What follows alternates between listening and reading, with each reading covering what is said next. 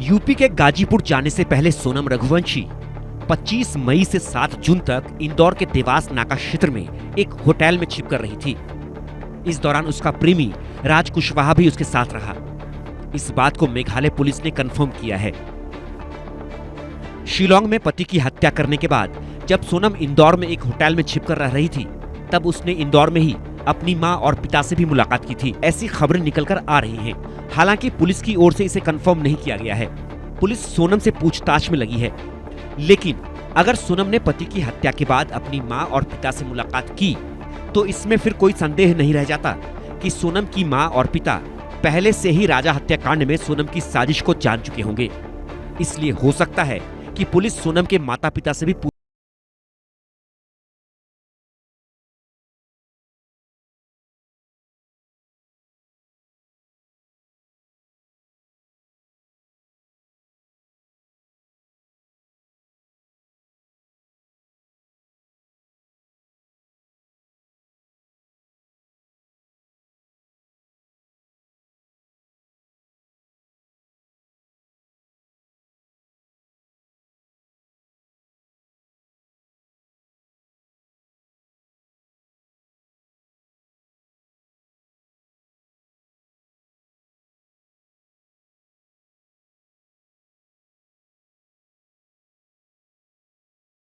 रघुवंशी और राज कुशवाहा के कई और सुराग पुलिस के तफ्तीश में निकलकर सामने आ रहे हैं। एक सुराग ये निकलकर आया है कि सोनम रघुवंशी हवाला का कारोबार करती थी, बड़े बड़े ट्रांजैक्शंस करती थी और उसके लिए उसने इस्तेमाल किया था अपनी ही मौसी के बेटे यानी अपने कजन ब्रदर जितेंद्र रघुवंशी का। जितेंद्र रघुवंशी इसी मकान में रहते थे। ये उनकी माताजी का मकान है। डाचा भवन कॉलोनी है ये देवास की। और इस वक्त यहाँ ताला लगा है। ताला इसलिए लगा है क्योंकि उनकी माताजी काम करती हैं, ऐसा बताया गया। पड़ोसियों से बातचीत हुई तो ये जाहिर हुआ कि काफी समय से जितेंद्र यहाँ नहीं रह रहे थे, लेकिन जितेंद्र की माताजी यहाँ रहती थी। पड़ोसियों से पहले मैं समझ लेता हूँ, जान लेता हूँ कि भाई सर, जितेंद्र रघुवंशी को जानते थे आप? नहीं, उनको नहीं जानते थे। अच्छा। यहाँ पे बहुत समय से उनकी मम्मी रहती। कल परसों भी बातें कर रहे थे वो यहाँ पे कि जो मम्मी बात कर रही थी। हाँ, उनकी मम्मी, क्या नाम था लड़की का? सोनम के रघुवंशी। हाँ, सोनम रघुवंशी, उसके बारे में बता रहे थे वो। बोले वो लड़की का कैरेक्टर कुछ इस टाइप का नहीं था। कॉलोनी में बड़ी अच्छे से बातें करती थी, मतलब व्यवहारिक लड़की थी। वो आई थी क्या यहाँ? कभी आई वो? नहीं, यहाँ पे मासी के घर बताते हैं। हाँ, मासी वो बातें कर रही थी। हाँ, बोले मैं मासी उसकी बता रहे थे। वो यहाँ पे बातें कर रहे, मैं काम कर रहा था यहाँ पे, तो उनको बात करते हुए सुना। बोले लड़की ऐसी नहीं थी, बहुत समय से व्यवस्थित लड़की थी। बोले उसके बाद से 2-3 लड़के आए थे यहाँ पे।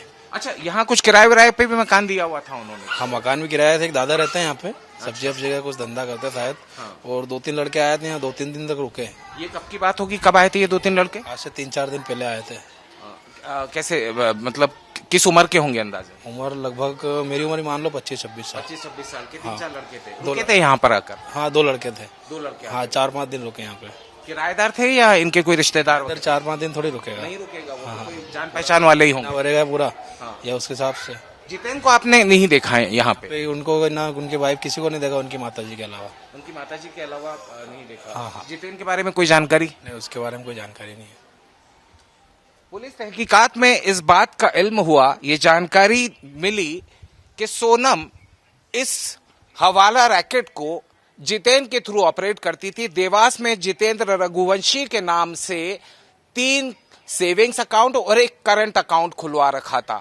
लाखों का ट्रांजैक्शन हुआ था और इसकी सारी यूपीआई उन अकाउंट्स की सोनम खुद ऑपरेट करती थी। यहां तक कि उन अकाउंट्स में जितेंद्र का मोबाइल नंबर न देते हुए सोनम अपना खुद का मोबाइल नंबर उन अकाउंट्स में रजिस्टर कराती थी ताकि वो खातों को खुद ऑपरेट कर सके। 8 महीने के अंतराल में राज कुशवाहा ने इन खातों का इस्तेमाल करके लाखों रुपए इधर उधर किए और इसके बाद वो सोनम के करीब आ गया। ये सूत्रों की जानकारी है कि सोनम राज कुशवाहा के यूपीआई अकाउंट भी खुद ही ऑपरेट करती थी। जाहिर से बात है इन पूरे मामलों के अंदर बहुत सारे खुलासे हो रहे हैं। उन खुलासों में एक सुराग ये भी लग गया कि हवाला का कार्यक्रम और साथ ही साथ इलीगल ट्रांजिशन ऑफ मनी वो भी कहीं ना कहीं सोनम और राज कुशवाहा करते थे। सोनम रघुवंशी पेशेवर अपराधी नहीं है, ना ही उसका आपराधिक इतिहास ही रहा है।